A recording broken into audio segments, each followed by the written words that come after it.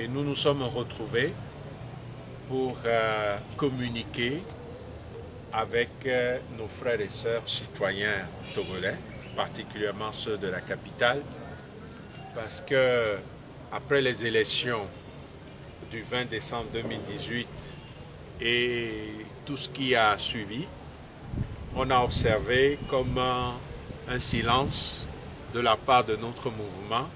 Certains se sont même posé la question si ce n'est pas déjà la fin. En réalité, il était très important de réfléchir et d'élaborer des stratégies pour la suite de nos actions en tant que société civile. Aujourd'hui, avec les panélistes que nous étions, nous avons eu à analyser et à relever les défis qui nous attendent comme peuple togolais, comme population togolaise après le 20 décembre 2018. Et c'est l'objectif, disons, fondamental de cette conférence publique, c'est d'analyser la situation et d'identifier les défis.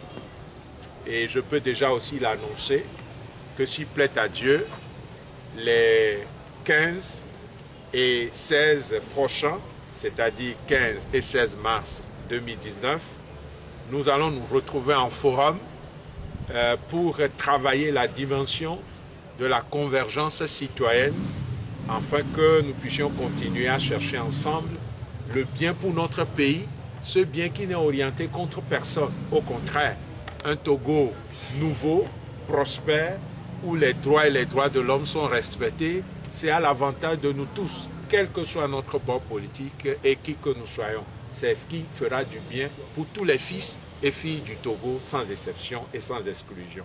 Mon père, la conférence a mis l'accent sur la remobilisation, la résistance. Qu'en est-il et qu'est-ce que le Togolais, chaque Togolais peut faire particulièrement de ça?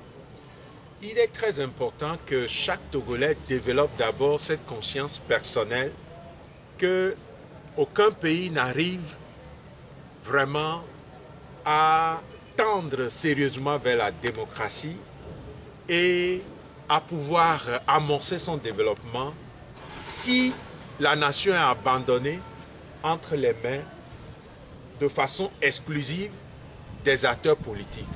Chaque citoyen doit faire sa part. Et nous rappelons que la mobilisation et la résistance ici, pour nous, n'a pas d'acte de violence. Mais il s'agit d'être convaincus que nous devons nous engager et travailler pour la promotion des valeurs comme le bien commun, la justice, la vérité, la paix, la solidarité. Sans ces valeurs, on ne peut pas vivre dans un environnement qui puisse permettre à chaque Togolais et chaque Togolais de se réaliser.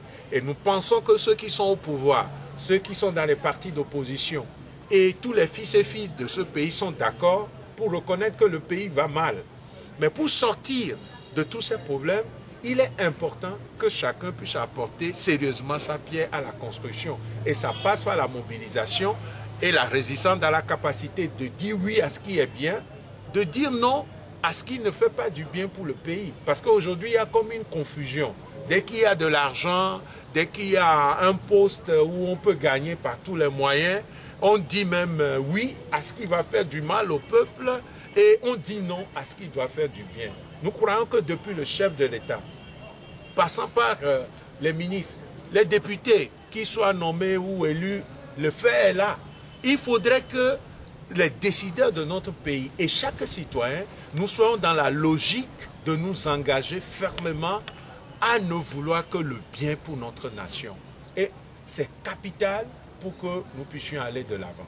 Pouvez-vous nous revenir un peu sur la thématique qui sera au cœur de ce forum les 15 et 16 mars? Je ne voudrais pas trop devancer, mais je voudrais simplement inviter les différentes organisations de la société civile, les partis politiques, quel que soit leur bord, et tous les citoyens qui veulent vraiment que nous puissions aller vers une nouvelle vision qui puisse permettre un Togo nouveau où chacun sera à l'aise, où la misère va reculer et que nous pourrons aller vers des lendemains meilleurs, non seulement pour nous-mêmes, mais aussi pour nos progénitures, ceux qui sont dans cette logique, qui dégagent d'abord le temps, et dans les jours qui viennent, il y aura des précisions par rapport au contenu de ce forum.